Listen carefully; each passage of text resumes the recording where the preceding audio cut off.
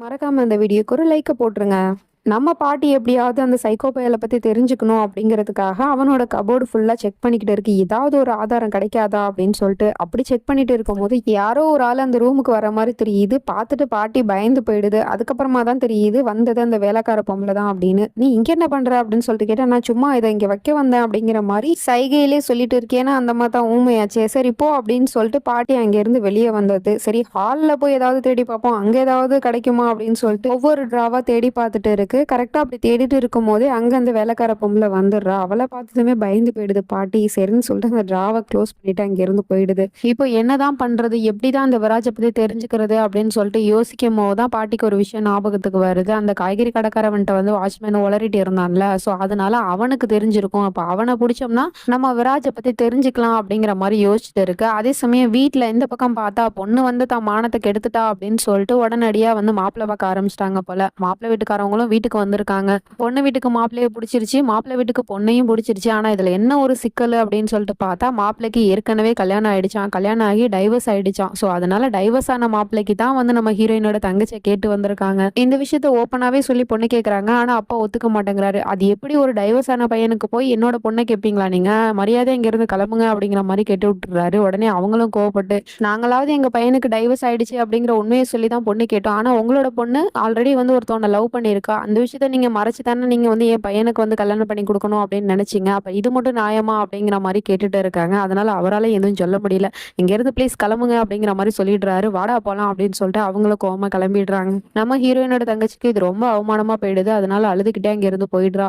இந்த பக்கம் பாட்டி அந்த வாட்ச்மேனை பத்தி தெரிஞ்சுக்கணும் அப்படிங்கிறதுக்காக அங்க இருக்கிற இன்னொரு வாட்ச்மேனை கூப்பிட்டு, அந்த பையன் எங்கப்பா, அந்த பையன் பேர் என்ன, தேஜா, அவன் எங்கப்பா அப்படின்னு சொல்லிட்டு கேட்டா, அவன் ஆளே காணோம், ரொம்ப நாளாச்சு அவன் வேலைக்கு வந்து அப்படிங்கிற மாதிரி சொல்லிட்டு இருக்கான். அப்ப பாட்டிக்கு இன்னுமே கன்ஃபார்ம் ஆயிடுச்சு. அப்படின்னா அவனோட ஃபோன் நம்பர் இருக்கா, ஃபோன் நம்பர் கூட நான் பேசிக்கிறேன் அப்படின்னு சொன்னா, ஃபோனும் பண்ணி பார்த்துட்டேன் பாட்டி, அந்த பையன் ஃபோன் எடுக்க மாட்டேங்கிறான் அப்படிங்கிற மாதிரி சொல்லிட்டு இருக்கான். அப்படியா, சரி ஓகே, அந்த பையனோட வீட்டுல இருக்கிறவங்க யாராவது நம்பராவது உங்ககிட்ட இருக்கும்ல, அந்த நம்பரை கொடு அப்படின்னு சொல்லிட்டு கேட்டா, அது வந்து பாட்டி அப்படிங்கிற மாதிரி யோசிச்சுட்டு இருக்கான். டக்குன்னு பாட்டி வந்து அவன் கையில இருக்கிற போனை பிடிக்கிட்டு ஓடி போயிடுது.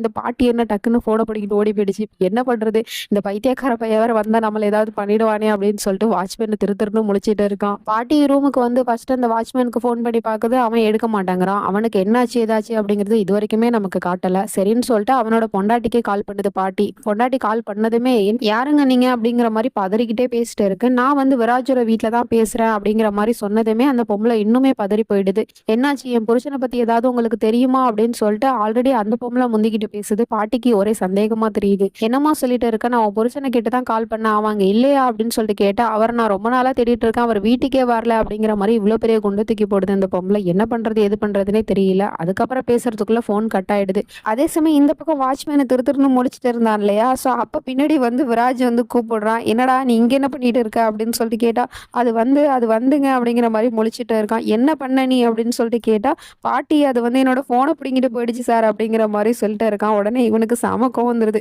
இந்த பாட்டி எதுக்கு தேவையில்லாத வெள்ளம் பண்ணிட்டு இருக்கு அப்படின்னு யோசிச்சுட்டு, சரி மேல சொல்லு அப்படின்னு சொல்லிட்டு கேட்டா, அவனும் மொத்த உண்மையுமே சொல்லிடுறான். இந்த மாதிரி அந்த வாட்ச்மேனை கேட்டு வந்தாங்க, அவன் இங்க வரல அப்படின்னு சொன்னதுமே அவங்க வீட்டுக்கு ஃபோன் பண்ணி பேசுறதுக்காக போனை பிடிங்கிட்டு போயிடுச்சு சார் அப்படிங்கிற மாதிரி சொல்லிட்டு இருக்கான். அதே சமயம் பாட்டியும் இந்த பக்கம், இப்ப என்ன பண்றது, இந்த பொம்பளை எப்படி சொல்லிட்டு போனை கட் பண்ணிடுச்சு, சரி நம்ம அந்த போனை கொண்டு போய் ஃபர்ஸ்ட் அவன் கிட்ட கொடுத்துருவோம் அப்படின்னு சொல்லிட்டு அந்த நம்பரை வந்து ஒரு டைரியில எழுதி வச்சுக்கிட்டு அதுக்கப்புறம் போனை கொடுக்கலாம் அப்படின்னு சொல்லிட்டு வெளியே வந்து பார்த்தா இந்த விராஜ் வந்து நிக்கிறான். என்ன பாட்டி நீங்க எதுக்காக இந்த ஆளோட போனை பிடிங்கிட்டு போனீங்க அப்படின்னு சொல்லிட்டு கேட்டா, அது வந்துப்பா நான் அவசரமா வீட்டுக்கு ஃபோன் பண்ணி பேசணும், அதுக்காக தான்ப்பா இவனோட போனை வாங்கிட்டு போனேன் அப்படிங்கிற மாதிரி பாட்டி சமாளிச்சுட்டு இருக்கு.